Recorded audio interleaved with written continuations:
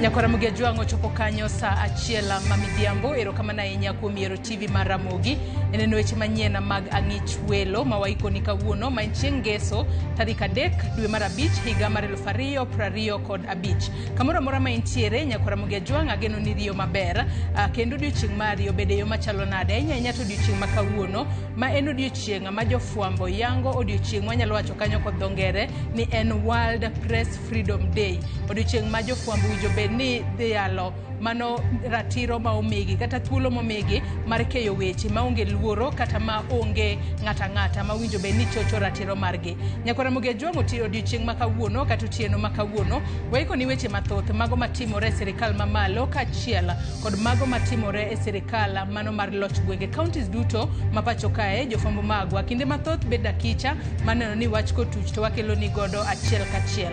Waiko ni mathoth kendo bed thuolo mar tudri kodwa kichwalonwa ote magi e namba mar ote machuok 23600.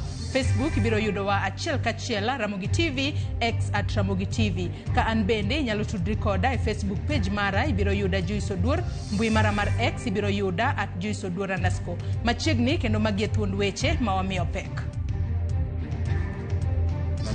Maduong' ka Afrika mangima biro Kenya kae ka wang'iyo odiochieng' maduong' mar jofwambo. Polis omako jogo manjoloso sigana mane okete tipo mar BBC. Piny ngima dhialo odiochieng' fwambo e kinde mar riwruok jofwambo pachoka KUJ oseyo meko ma oyaye mag jofwambo. Program obedo get crushed gachiel kuom joge MP mong'ondore. Apo ka guns gegi olwora to duogo mako kopaka to miluongo ni Nyakwaro Gwang'o mako nungo na ka to miluongo ni Farao chwada gi chuma. Penjo jatijno sister na olal to wamanye to nyiero to kona no lal una gadier no lal. Moko kuom jopiny owuok oko mar chiwo nendgi e wi ten mosenindo Ong'ondo Were. Ne waringo kwadonjo ipi kacho ma wachopo nyaka kama pi giknwa ka wadhi manyo to ng'ato nyalo bedo ng'ato. An gi mia siling 20,000 no ongo kuma nokonyo go ngima nani. En higni 31 sani nyaka ne masira mar feri ma Mtongwe Mombasa ka ywak podi nitiere e kind wede jogo mane owicho ngimagi kaachiel kod mago mane ohinyore.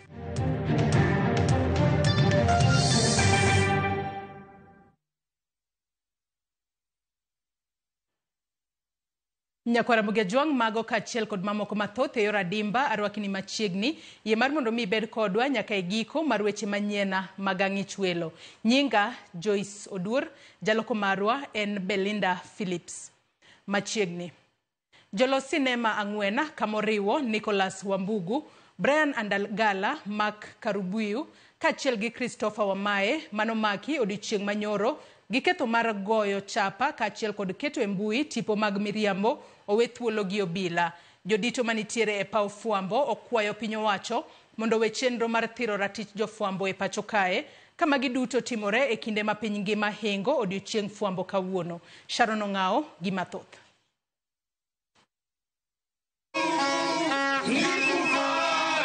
E kinde ma piny ngima hingo odiochieng' fwambo kawuono, piny owacho sekalore gi dwaro mar rocho ratich jofwambo kinde ka kinde. Magi ne oyangi e romo makende mane oywayo riwruoge mag jofwambo e pacho kae. Romo mane obagi gi jodito mawuok e riwruok mag pinje Afrika AU. Freedom Day, we are keen to continue to partner with the media for the promotion of all fundamental freedoms, particularly freedom of expression, freedom of opinion, and not forgetting the freedom from want. Kawuono kwang'iyo odiochieng' maduong' mar jofwambo twati wang'iye ka kendo waneno ka Afrika mangima obiro Kenya ka. Mano wichkuot maduong' ka Afrika mangima obiro Kenya ka ka wang'iyo odiochieng' maduong' mar jofwambo. Polis omako jogo manjoloso sigana mane okete tipo mar BBC. Waneno ni mago gin gik manyaka wakwedi. Jofwambo e kaunti ma Nakuru bende ne oriwore gi jowetegi e piny ngima mar hingo odiochieng'ni. Kokalo e riwruoggi, Jofwambogo kaachiel kod riwruoge mag oganda oseyo okang' mager kaka jofwambo osebed ka irocho ratichgi. Day, we gather not just to mark World Press Freedom Day, but to remember the pain, the fear, the courage that has defined our profession in the last 12 months. Across Kenya, over 120 journalists have faced intimidation, harassment, beatings, and arbitrary arrests. Tunauliza serikali ya kwamba muache kugandamiza waandishi wa habari. Waandishi wa habari hawa ndio sauti ya wananchi na wako kazini. Kwa hivyo ninauliza serikali iweze kuheshimu waandishi wa habari wakati wanafanya kazi yao. Komachielo, jolosine mang'wen manomaki odiochieng' manyoro nowe thuolo gi obila. Wambugu kaachiel gi Adagala manodinegi e sendo obila mapangani ema nokwongo we thuolo bang' okil margi Ian Mutiso chopete sendo obila no. Karubiugi kod Wamae manodinegi e sendo obila ma Muthaiga bende bang'e nowe thuolo gi Rambun manono. Yesterday in the evening, they were, for lack of a better word, they had been taken, and rather they had not been given, rather memorialized, and they had been detained for the past 24 hours. Two of them were actually detained at Pangani police station, and the other two were brought to Muthaiga police station. And the courtesy of the media houses and other advocates and also some friends from the law enforcement were able to give me further information as far as the reasons why these individuals had been taken. And from the perusal of the OB, it seems that they were likely going to be charged with the publication of false information. We are yet to know the particulars on why these charges do exist. So to say, I'm happy for the guys who came through. For sure, definitely friends came through. Relatives came through. My family came through. Okil mar jofwambogo bende oseo kit kaka ne omakgi godo moriwo nyaka kaw gigegi mag tich. Why they had been taken, it seems they are being targeted for the publication of the Blood Parliament documentary, which was aired by BBC. The DCI know very well they're supposed to make a miscellaneous application in court. They go get a court order and they confiscate all those mobile phones and things like that. Up to now, I've not seen a copy of this particular court order or the miscellaneous application.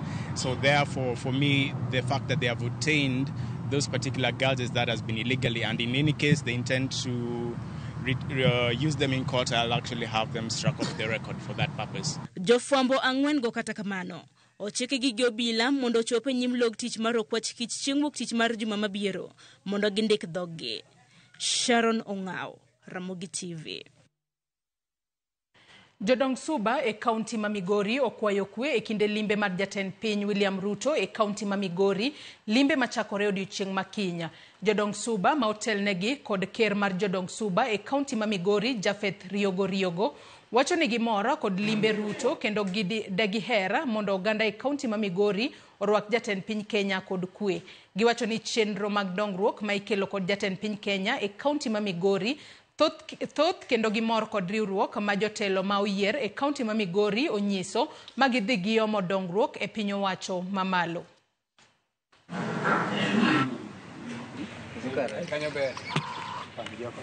Weuru weche mantie mag pogruok mag siasa ketu kando, biuru mondo warwak rais. En dongruok mobiro ni Migori kaunti mangima.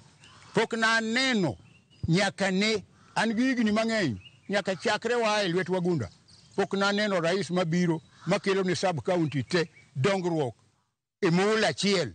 Omiyo an kaka ker mar josuba en morna kende na awako josuba te mochako go Suba Isi ma en Suna Isi mirito gi Nurmo Yunet Mohamed gi Suba Wesi ma en Suna Wesi mirito gi Francis Peter Masara na kwayo kwe makende mondo wanyis hera gi mbola gi rwako rais. Wakwayo kwe makende kuom vijendewa kod jowa duto te kwagoero kamano ni gavana wa kuom riwo wabunge duto te mage mondo gikelnwa maendeleo ka gikelo jaduong' kaeri. Wan nyuma mar jaduong' Ruto kendo wakone ni mwaka 27 mabire kura manyien wabiro gone kura kamiendi ya kawino. Ta nyithindwa ma jo youth be wakwayo ni kik ti kodwa yo marach, wadwaro kwe makende. Kiny urwak wendwa gi sironyo gi nyasi. Atamalo 7.8 mar mine tiyo kod yore manyalo hinyo ngimagi e golo iye.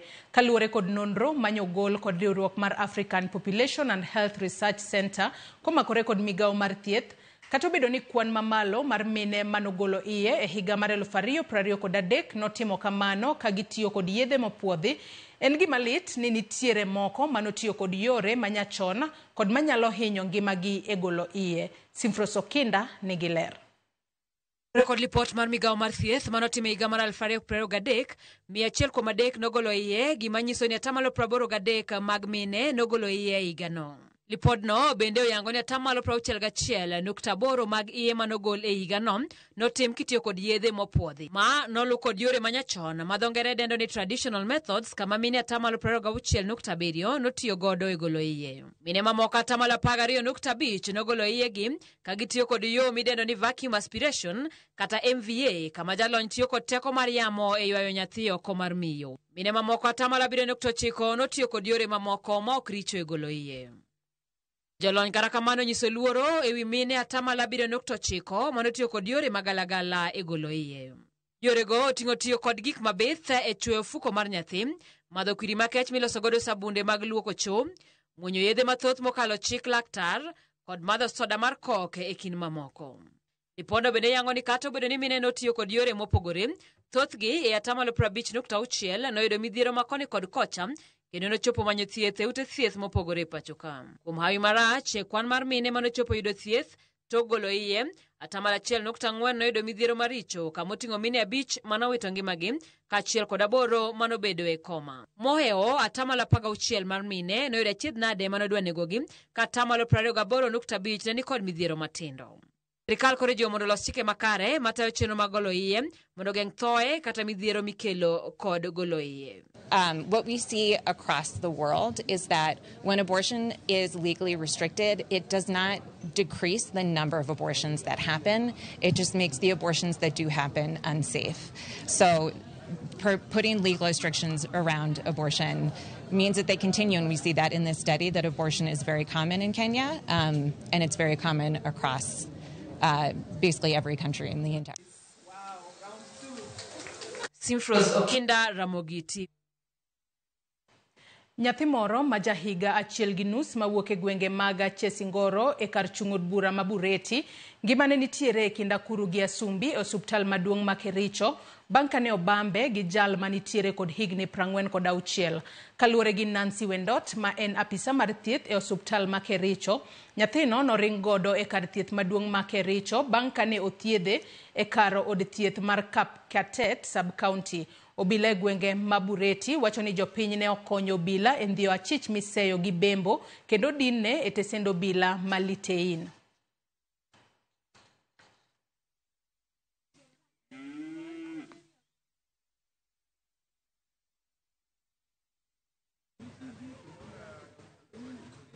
Ya baba yangu. Nilisikia tu mayowe, nikafika hapa hivi, nikapata mtoto akiwa amechukuliwa hospitali na majirani. Na kufika huko, nduku sasa ya huyu mjamaa alikuwa ameshashika huyu na akajaribu uwezo alikuwa nayo, akafunga mikono. Sasa nikaingilia kati, tukapambana na huyu mjamaa, tukamshika, tukafunga vizuri. Na tukaweza kumuuliza ni nini hasa wewe ulifanya. Sasa nikasikia tu kama mama mtoto anasema ati mtoto ameuliwa. Sasa vile niliangalia tu kwa fence, so nikaona wamefika hapo. So nikaambia tu mtoto, msishike mtoto kwa nini, mshike mtoto mkinyorosha, msishike kama umekunja. Sasa nikatoka tu nikaruka kwa fence, nikakuja nikashika mtoto. Sasa vile nilishika mtoto, nikapata mtoto damu inatoka kwa mdomo. Sasa nikaambia ni nini ilifanyika. Sasa akasema alirusha. Sasa nikashika mtoto, vile nishika mtoto, nikashika damu nini kwa mkono. Ndio kabisa juu aliharibu mtoto wangu. Na hata saa hizi juu mtoto mwingine akuache saa hii. Niliacha mamangu. Lakini mimi nataka haki ya mtoto kutoka saa hii. Na saa hii anaendelea na dawa. Nataka watu wanisaidie kabisa, mtoto ameumia na sijui nyumbani saa hii. Na ninashukuru tena mama wetu, mama county ametusaidia sana, na ninashukuru, nampea shukrani. Being a case of GBV referral from Kapkatet, the child had a second perineal tear after being defiled and assaulted by a person who was well known to her. Repair of the tear was done in our theatre. Admission done. The child is undergoing treatment and in a very stable condition. We continue supporting gender-based matters in this hospital and the county, though this being one of the youngest and the recent one. Malita hinya kendo wageno ni nyathino bro bedo kayudo ratiche e yo makare. Kawadhi mbele ni moko kuoma jod bura mag ODM kod gavana ma Homa Bay Gladys Wanga dwani sirikal otim nonro mapiyo kendo maki jal mane ochielo gi magina ma ochwe nego jaod bura ma Kasipul Ong'ondo Were kagiwacho ni sirikal ong'eyo joma ne onego jaod burano. Gikoni Were ne onegi gi joma nigi lony mararieya e weche magarita kod tiyo gi magina ma sirikal nyaka wuogo ko motegno mar chiwo ler e wi nek makochno. Gikoni winjruok mane obedo e kind ODM gi sirikal mar Kenya Kwanza ne en mar rieyo maricho moko mane timore e sirikal kama oting'o kit nek mane otimne jaod burano ma ok ginyal kawo mayot nek mar Were. Gikoni bad migawo mar obila mondo oneni omako kendo otero e doho achije mane ochano nek mar Were kapok oike tich abich juma manyien. Of our members. We did not sign up to assassination of our members. That we did not sign up to. So if somebody else killed Were, tell us who. Times that we cannot count. Were reported that his life was in danger. He reported here. I know that he even wrote to the Inspector General of Police. Onege ginga museti serikal mongego bunde kama nego bano kendo no nego Were ok no manji moro kum Were. I want to join leaders who have spoken that unraveling this death is going to be a core consideration in terms of whether or not our relationship with the current government is continuing. Ngamonego Ong'ondo Were ong'eyo kaka system mar sirikal tiyo. Nikech ong'eyo sama jam nitie. Ong'eyo kaka igolo bunde mapiyo ma ipogo ji. Nikech be ong'eyo ni sama ji ntiere kanyo ma ji ntie jamno. Omiyo wadwa ng'eyo ng'ama ne nigi magina to bende wadwa ng'eyo ng'ama nooro chal no. Mano eka chunywa nyalo bedo mokwe. Nyaka wang'e wuon guok. To tho monego Ong'ondo Were en tho malit. Kendo adwa wacho ni kata Yesu kanoneno ka tho ne nitie, Jesus wept. Omiyo wan be wakuyo kanyakla. Sama Ong'ondo Were otho, familia ne nika. Kendo wegi wan gi lit kendo familia ne gi lit. Tho mar jaod bura ma Kasipul Ong'ondo Were osekwak kod weche mopogore moloyo to e mbui kama weche osebedo kaliekore ni tende ne en maragoko. Edward Odhiambo lero kaka noyudo hinyruok kokadhe lwet bongsa mag jaod burano mosenindo kako machielo anyuola mar Doti Apondi pod manyo nyamingi mane tiyo ne Ong'ondo Were.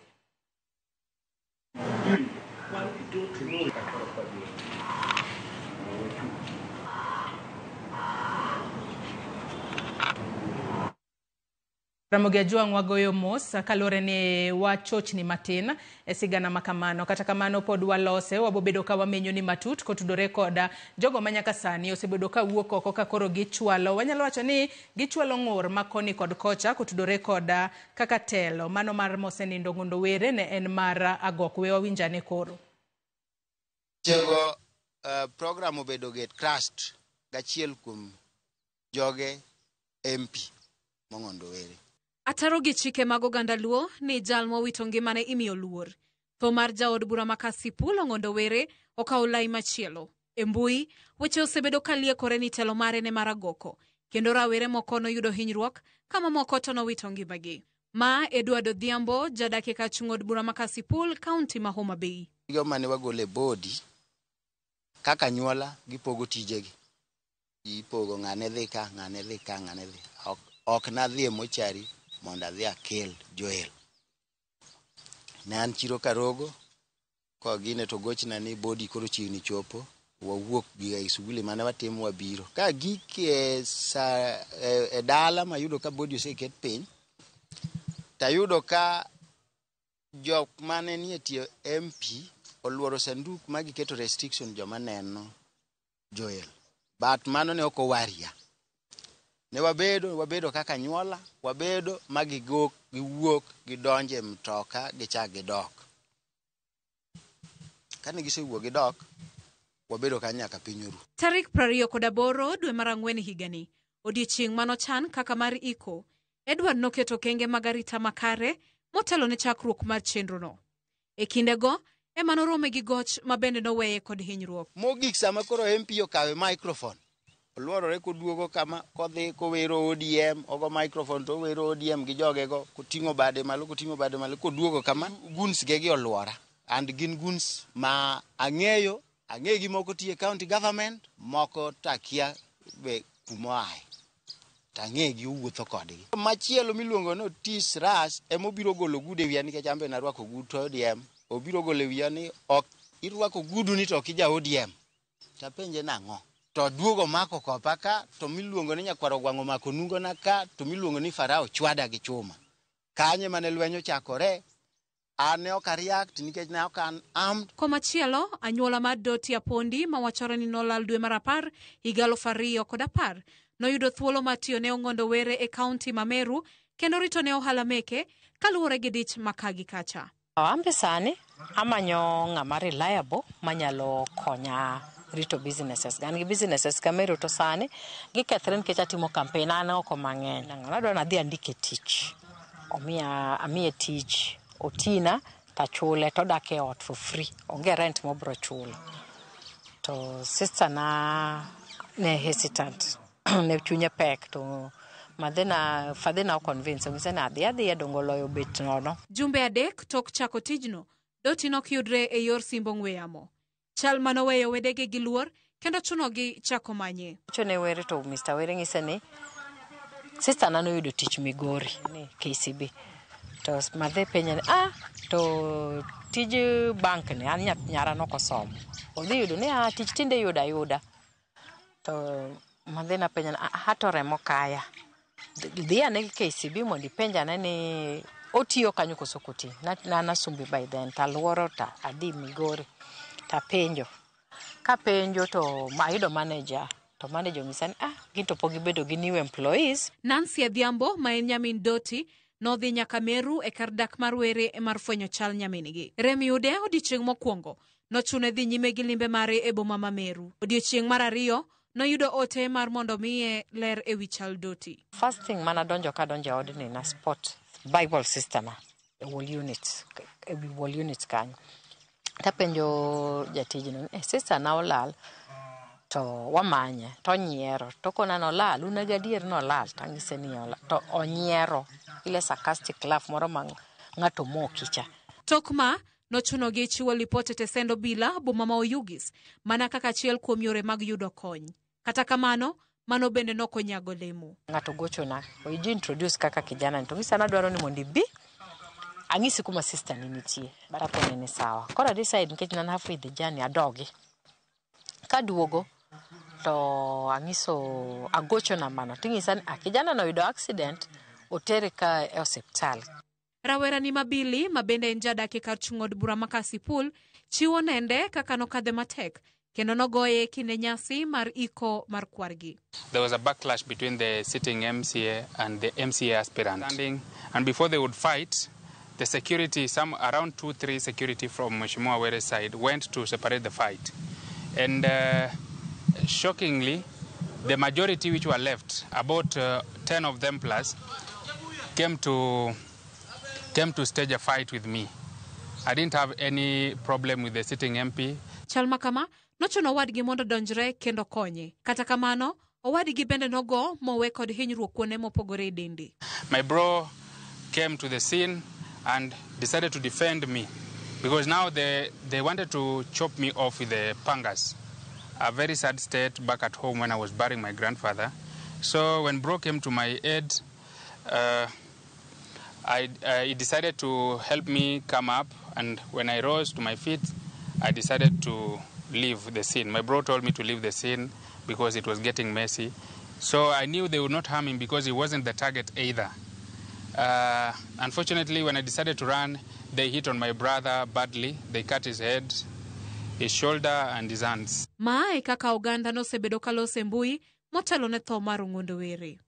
Ywak mar jogi duto moloyo tanyuola mar Doti en mana mondo piny owacho odonjre wachno mondo mi ging'e chal mare. Kaluwore ni chenro mar iko mar Ong'ondo Were osechak chan, nok wanyal kawo pach anyuola gi sani. Ji ariyo onegi kama moko adek odong' kod hinyruok tok jonjore monjo gweng'a ma Chemoi, Bartabwa, Woda e sub-county ma Baringo North. Ondamo matin kowuok Kampia Samaki kama jatend migawo mar arita ne bage romo. Jonjorego ma ichich ni ne owuok e sub-county ma Tiati ne omonjo gweng'no kendo kwalo jamni mathoth. Monj makamano otimore tok obila mag NPR ne odhi Bartabwa kama jatend migawo mar arita ne onyisogi mondo gidhi otimnegi puotho manyien mane oweyo gweng' ma Chemoi maonge arita makare. Nyaka sani luoro podi nitiere e gwengego kendo jodak osechako dar.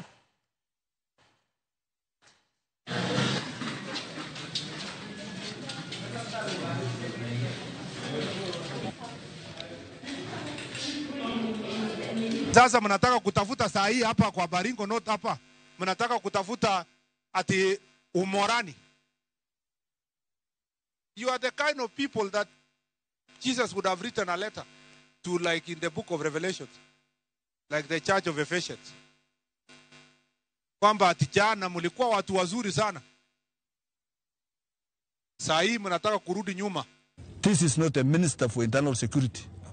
Mtu ya TikTok, Facebook, selfie na askari sio waziri ya nini. Huyo nitaka kuwa waziri ya uturati na culture na mambo ingine, lakini sio waziri ya usalama. There should be a systematic way of vetting without leaving the area to be vulnerable. I am appealing to the government, particularly the security arm of government, to use an intelligence-led approach. Sirikal otegore kod usuru maimedo achiel kachiel ne jopiny e paro mar chik omenda mahigani. Kata kamano, sirikal biro juogo usuru ewe mwandu mane e thuolo machien ogolnegi usuru chutho ka luoro nitiere ni ma nyalo biro miyo nengo mwandu idho. E thuolo machuok mokalo, sirikal osebedo kalano ni wang'ni ok obi medo osuru ne jopiny, to kawo kamano neno ni osuru moseketi olu makare kendo dino fuok ma osuru mar jopiny hinyo lal godo. Mano ni ji duto chulo osuru kendo omenda no ti godo kaka dwarore. Jolony weche mag osuru wacho ni kata obedo ni ok en paro mar chik omenda madhi bi osuru achiel kachiel ne japiny, mak mana en idhi ti kode rieyo yore mag osuru masani nitiere. Aneno ka chalo ma gidwa ni choko margi obed maber. To kaluwore mana gi gima nitie, ok gima nyien momedi. Ingawa nitie momedi. Kore wi meto ka kata wi golo, nitie mabeyo to gima richo. Achiel kuom chike moketi e lokruok en ewi osuru mijuogo kuom mwandu kata value added tax. Mwandu ma ok oketnegi osuru mora mora hinyo chiwo thuolo ne jolos mwandu mondo kwa osuru mag tiyo godo e loso mwandu no kuom sirikal. Gino ma hinyo miyo nengo mwandu bedo maber ne jonyiewo. Golo niang' e puodho mobed transported nyaka factory kama idhi lose skari ne en zero rated. Tiende ne wuon mwandu ne nyalo golo osuru ma sirikal okawo kuome cha to mbeko nego japiny bei. Lakini sani koro gitere exempt. Tiende niya, japiny ma dhi bear the burden. Tiende japiny ma dhi ting'o sigo mar chulo osuru no. Ok oyienegi mbeko. Koro ok ombekenegi. Tiende ni skari, cabbage tingo skari, transportation of sugar from the farm to milling factories. Tiende ni tingo niang' kigole e puodho kitere factory beche dhi medre. Bedo ni paro mar chik omenda ma higani, thoth mwandu ma kamano sani koro dar kendo ok chiw thuolo mar kawo osuru kuom sirikal, nyiso ni jolos mwandu koro dhi ng'awo nengo mwandugo. Kwa about industrialization, to we about employment. And kwa we about gero kembni, to we about ndiko jopiny tich. Wan e country mwasebet kwa ywak ni industrialization onego bed ni watimre nade wadhi go mbele. To onego bed ni japiny yudo tich. Tiende ni ka industrialization onge, ka gero kembni onge to japiny ok nyal yudo tich. Koro iyudo ka locally assembled funds, tiende ni simbe go miloso e Kenya ka, mitweyo matudi malos Kenya ka, itimruok nade, bende koro itero ka exempt kocha. Mana kaka pimo zero rated gi exempt. Itere ka exempt kocha. Tiende ni kata mana bech simu dhi timre nade, dhi bet malo. Paro mar chik ni bende chiwo thuolo mathoth ma duol masero osuru KRA biro kawo e duoko ne ji osuru kowuok kuom ndalo 90 nyaka ndalo 120. Now have people who claim tax refunds because they run bakeries, and we are paying a lot of money to many bakeries. But you know what they are doing? They have more accountants in those bakeries than people who bake any bread. This, ladies and gentlemen, we must have a candid conversation and stop it. Gimachielo manyaka tiej oganda en golo bath chik mar Tax Procedures Act mamono KRA kuom riwo chenro mag ohala kod mar wuon ohala, madhi nyiso ni KRA biro nyalo yudo nonro mag ng'ato wuon. Pono ni opwodhe kaka en, joma dhi rutaya dhi winjo maber kaluwore ni omenda mag aheri ogolnegi osuru. Koro chieng' ma tich orumo, ka contract orumo, kata kiretaya, kata in case of death, kata kiresign, tibiro yudo ni gini migo in lump sum. Sirikal ng'ado ga osuru e wiye kanyo. Obedo ga considered income tax. Teno go benita inad ing'ade. Koro gisani gi propose ni gini ok bro timruok nade, ok dhi ng'ade. En koro obedo part of the exempt mwa wuocha. Then it is exempted from the taxable income tax. Koro mano waneno ka proposal mabende biro maber kabisa.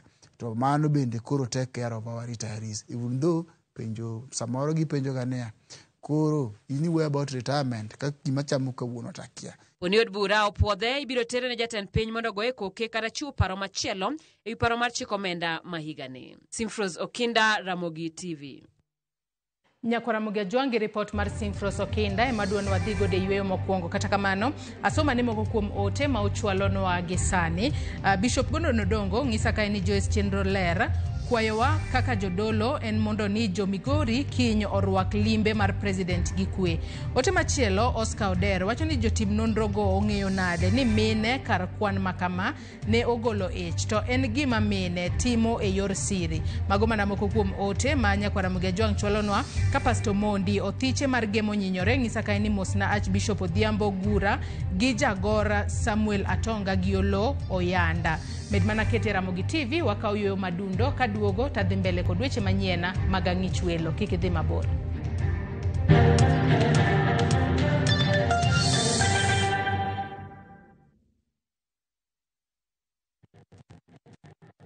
The moment you've all been waiting for. Welcome to a world of endless kids entertainment on Viusasa. We'll arrange a new secret meeting. Now I understand everything. Pretty awesome, right? That is so cool, man. And it's lots of fun.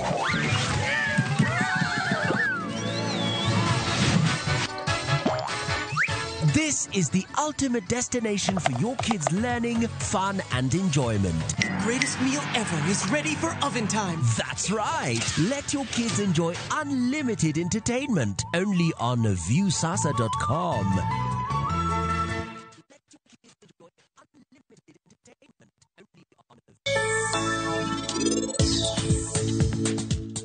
Ingene anagombo nyaka rucho rem, mana siko kamise chete manat. Ni ywak mana nikech an. Muon na kiyie akwai. Ayudo duoko mar ngero. Nikech an aheri gi chunya te. Aheri. Ok ochuno ni nyaka puonji. Ber kiparo gi chunyi. Moloyo paro gi wiyi. Duoko mar ngero en chuny.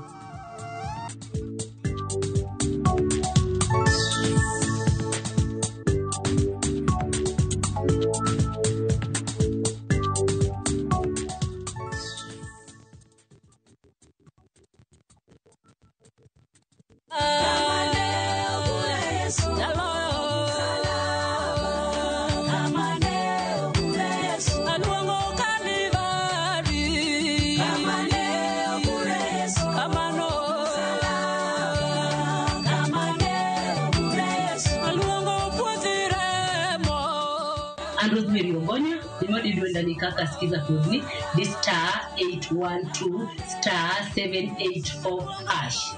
Tupare niya Ramogi TV en audio duto te.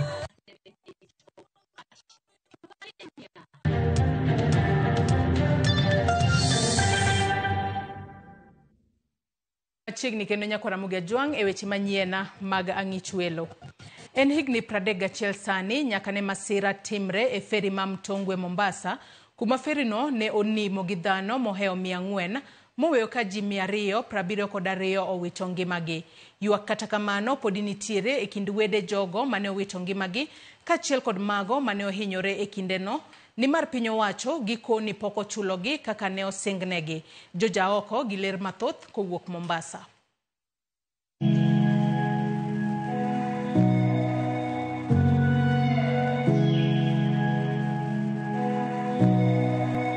Gweng' ma Mtongwe e Likoni, Mombasa. Kae ne achopo mar temo luondach wede kaachiel kod jogo mane masira ma feri ma Mtongwe ne ojuko higni 31 mosekalo, kuma ji 272 ne owito ngimagi bang' ferino ma Mtongwe nimo kodgi. Nawinjo king'ora ka ywak to ok naelewa nang'o matimore. Bang' mano apo ka jirani biro ng'wech e ot ka ywak. To kana penje to ang'o motimore ni biro make ywak. Mare ne mano wuok gi jaoda ka gi wuotho kanyakla gi dhi fer. Enyisan ibet ka wuon ng'ane mosetho. To to nadi ma wuok kode. Donge chapat mane orwako ga duogo kode. O to e feri unimo gichi. Mtongwe feri notimre saa 12:30. Jok mano idho feri ma saa 12:30 kochopo saa 1 mane feri koro wuok ema feri noloko ji bopuko ji. Ilibidi ile feri bana tupigwe na wimbi. Kupigwa na wimbi kulimwaika kama watu 10. Ikija kikaa vizuri ikamwaya tena watu wengine. Kuna mzee mmoja aitwa mzee Achola asema bana msitoke nyinyi tulieni tuangalie vipi. Kumbe ile dereva kule ndani ile steering imempiga mikono mpaka ameanguka. Kae negipimo na kaka rumbi ne okwako alworano malikoni e seche mane masirano timore kar saa 12:30 mokinyi. Kane inyalo ng'eyo pikuchocho kineno ka pengine dhano ne muoch kaka rech, inyalo neno ni rech chwe machikore pi. Pare dhano ma pi ochielo koro muoch. Ne waringo kwadonjo e pi kachocho ma wachopo nyaka kama pi giknwa ka kwadhi manyo. To ng'ato onyalo bedo ng'ato. Koro kichopo kachocho timako tiende. Iwayo kiwuok do kichopo ka yudo ko ken mari bwage gi kanyo. Indi chaki bido kande ng'icho. Tengno kata kaning'e baba o kata kaning'e watni ne dak ing'e ka jiteno lokre rachar ka wazungu. Jitene gin rachar unless kane ng'ato nen galama moro eminyalo ng'ego ni mae to ng'ane. Koro komao maber baba nen galama mar nochame kod mdudu mbaya mar lwedo cha. Ema ne owadwa malua nong'ego nkech owadwa no miluongo ni Victor ne baba ohere sana. Chenro mar temo reso ji mangima kaachiel kod mago manosetho gikoni ne ochacho e nam thuolo mar chiegni ndalo 5. Jogo mane wuok oko mar reso ji bende ikone gin moko kuom jogo mane owito ngimagi, ni mar oganda mathoth ne temo chunjo kuomgi katemo manyo resruok. Ulikuwa ukionekaniwa kama unajua kuogelea, wale wengine wanakung'ang'ania kukushika nguo, sasa unakufa ukijiona. Na ilibidi sasa sisi wengine pia tusaidie wale ambao walikuwa karibu tu baada ya kutoka na feri ya didimia kwenda chini, tukashika watu mikono, wenzetu wengine kuwaleta juu. Hapo pia ilibidi tusave mama mmoja alikuwa na mimba. Sasa mama naomba yule mwenzangu mimi naogelea niko chini namwambia huyu mama kama yuatoka utumbo, ananiambia atoki utumbo huyo. Ananiambia wewe cheki damu kibao hizi. Ananiambia mchukue. Mimi kazama nikamshika miguu, kamwenua, tukimwenua yule jamaa yuwazaa huyo. Kabidi tukamtia ndani ya boti tukampeleka Navy. Captain mar melino manen Coxswain Mwinyi baba wa manore sonkech neno siep na giero mbake mego opira gi koro nodhi borese to noreso mama moro kanyo koro kano dok nodhi reso ng'at mar adek to ema ji koro nokwamo kuome ni koro mae manyalo bwana ni manyalo konyowa nkech yudo ka jomoko nomako badene, jomoko ng'ute, jomoko tiende, koro ng'enne ok onyal kwang' kendo koro nobidi otho nikech jino nofundre kuome. Neko kata sanduku no nyatingo ng'ato nitwe jwala ti ipango gi ka un jo Alego Usonga ipango jo ba Alego Usonga madhi ruta achiel ipango kalure gi kama kuwuoke machiegni nikech liel ne thoth. Gima lit negi en ni nyaka sani thoth gi pok ochul, ka mago mosechul to koni ne omegi omenda mane ok nyal konyogi kata matin. Kulikuwa na bomb blast, kulikuwa na Kisumu ile boti ikazama. Wote hao watu washalipwa. Hao watu wa Mombasa walipwa. Kwa nini Mombasa watu wanaonewa? Hakuna kitu chochote tulichofidiwa bwana. Hata paka sasa nikikwambia tumekaa katika huo muda tulisahau pia Mungu anataka tufidia sisi. Chikono nen pesa makataka nenti no gima nen pesa matin kuome. Ko ne waka no sebedo. Onge kaka dang watim. Pesa kata kano chul pesa no donji lwet joma no donji. Ne gikawo gitiyo godo kigeni. Anegimia siling 2,000. 2,000 no ongo kuma nokonyo go ngimana nikech by that time mane gigole pesa no nen iga mar 2,000 mane odo kakora seteko klas 8. To bang' masira notimore, jodak ma Mtongwe ywak ni chenro mar wuodh feri ma Mtongwe ne ochungi, gino maketogi gi tich matek luoro nyaka e feri ma Likoni. En wach ma bende gikoni onego chenro mag ohala e gweng'no ma Mtongwe. Samo wuoyo kodi ni onge feri, onge operation mar feri Mtongwe ka. Dhano sani luoro nyaka Likoni. Mtongwe bed affected, sani onge biashara madhi mbele ka, uchumi mar piny ni mar area ni piny, udi ji oringo, udi ji odhi dak but feri ma Likoni. Ineno criminal rate osebedo ka idho nikech jok made vijana matindo tindo made vuko kadhi manyo haki gi malo kocha cha. Sani koro ginie mtaa. Wamama moko mane dhi dondoa kahawa loka machielo cha. Sani koro ginie mtaa. Kitu wana mabasi yachomeka barabarani huko. Kila kukicha accident zinatokea huko barabarani huko. Hatujawahi kusikia sasa usafiri wa magari umefungwa kama Mtongwe kulivyofungwa usafiri wa feri. Sasa hivi sasa itani cost a lot kulipa matatu hapa, kulipa matatu pale, alafu kufika feri mara kuna hiyo jam kama ile ya jam ya last 2 weeks. Kagina ginok mag feri. But services ok nyal dhi nikech waonge feri. One code boats ka, mina nogi. Magi boats manyalo ting'o ji ka. Gibedo certified kod KMA. They are allowed to transport people. Koro gialawa, wabed kod gipiny, giketno regulations, giketno kod sheria. Mwanyalo tiyo go ka mondo wami wakal jowa gi kar kae mondo ji kik luor nyaka Likoni kucha, because kwatimo mano in fact wabro keto employment ne jok man kod boats gi.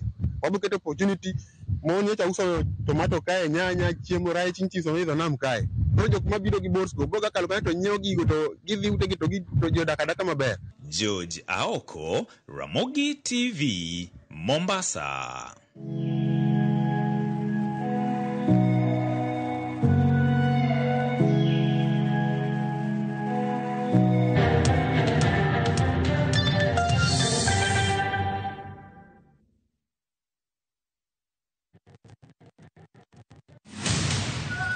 Wanyiero kodgi, waywak kodgi, to waneno kaka hera dongo e kind apaka mang'eny. Kanya kwara mama nat nyok bikendi gi jomomeo, asingre ni anabro timo gimoro amora manyalre. Chakre chakruok nyaka e fwenyo wach maling'ling mogik.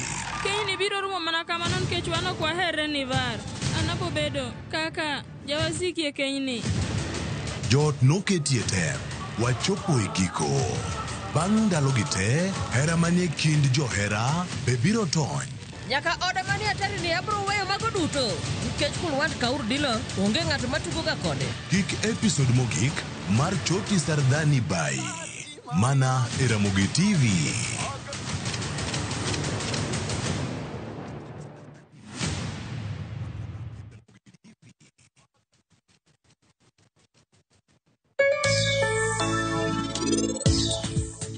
Mama, akwayi ni winja mokwongo. Ling, kik item wachna gimoro. Mano e okang' mara mogik. Mama.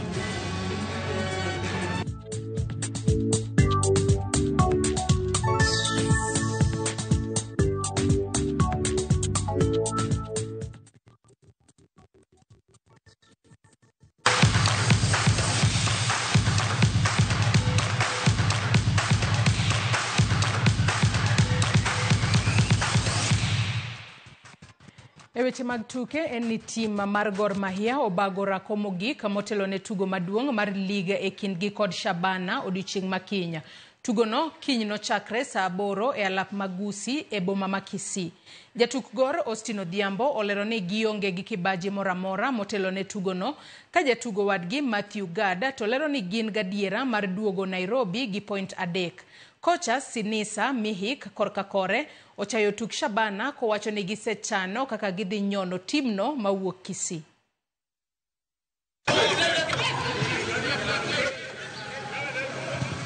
Sisi kwetu it's a normal game na hiyo ni on the side of my fans, because to me I feel to me kwangu na feel more pressure playing the derby instead of the Gusii. Wanasema about the Gusii derby, mi kwangu I feel the Mashemeji derby is more iko na pressure mob na it's something that fans wetu wanacherish sana.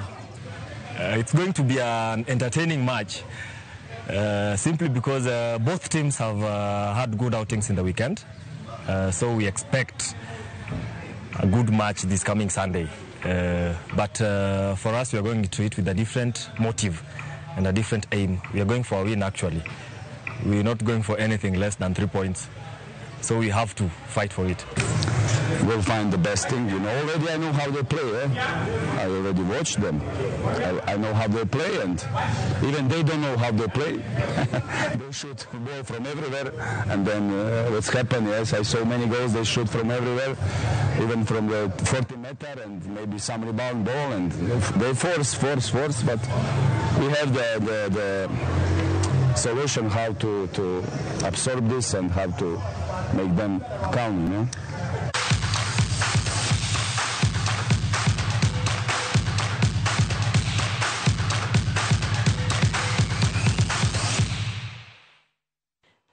Nyakwara Mugejwangi kanye mochopo gode giko mar weche manyien mag ang'ich welo midhiambo makawuono. Wilberforce Otieno wacho neno oimore ka ane chuny boma ka atimo mosa makende ne wede later Ongondo Were wacho ni I think for now we should mourn jaod bura.